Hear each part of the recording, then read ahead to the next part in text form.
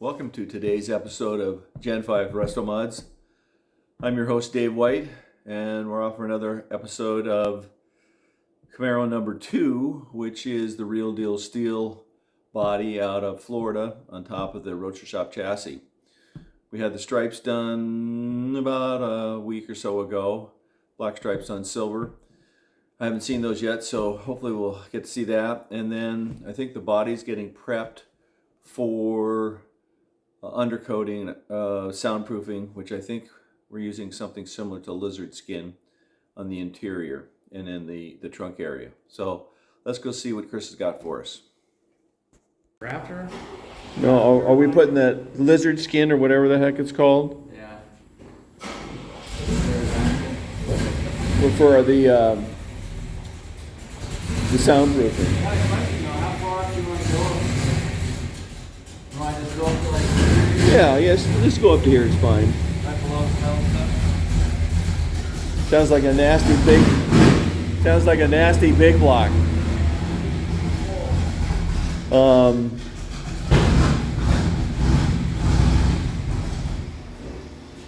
So they haven't done that. So you're gonna do the whole thing at the same time then? The trunk and the whole ball of wax, okay, great. So there's my infamous black stripes. You sick of doing Z28 stripes yet? No, and those are my stripes. Those are my stripes. They're not Z28 stripes. They're Aaron stripes. So all your other parts are over in the other booth. So hang on. Okay.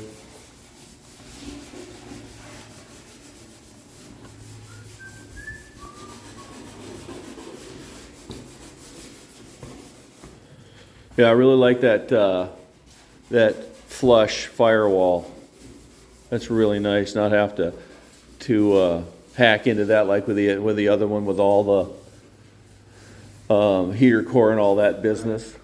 I really like that.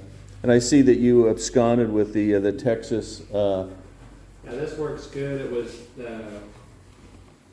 putting a bind on the body on that rotisserie. Right. So finally, here's my stripes. Ooh, yeah.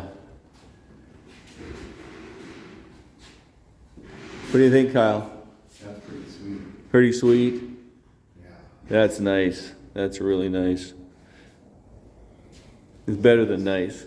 It's a nice combination of silver. Yeah, it is. It is. Yeah, of course it'll be super smooth once it's all polished. Yeah. Oh, we're building a brand new Camaro from scratch, you know? That's basically what it is. Yeah, that's a nice combination, that silver and black. I really like that. Yeah. I think that's going to be, the black and white one's kind of, it's more in your face. This one's much more subtle. And I think that this Porsche 956 silver that we picked, everybody seems to like it. Aaron says he's going to paint his truck that color. Yeah, it looks good. And you said it has what, a little bit of bronze in it? Well, this has a bronze tone to it. But Yeah, it's not a bright silver. No. Bronze. So this is the first time that we've stuck the Texas car on the Roadster Shop chassis, which is right there. You said there's some issues, or actually you can see right there where there's another bracket that you have to build for the body mounting tab right there. Looks like they might have knocked that off. And then this one is the frame for the silver and black car, which is the RDS. So that's the L83 with the 8L90. This is different than the 8060 or whatever that was in the Serafin's truck. His was a 6L, that's an 8L. So that's an 8L90, which 8-speed then? that's the 8-speed automatic, yeah. It's actually smaller. The case is physically smaller than the 6L. The 6L came out in about 2005 or so. Now is this a custom built rear axle? Or Yeah. Is this, Yeah, the whole thing is designed from scratch. That's a Ford 9-inch rear. okay, that's A Ford 9-inch rear with a 4-bar triangle. It's not quite triangulated. It's a 4-bar with a panhard bar here.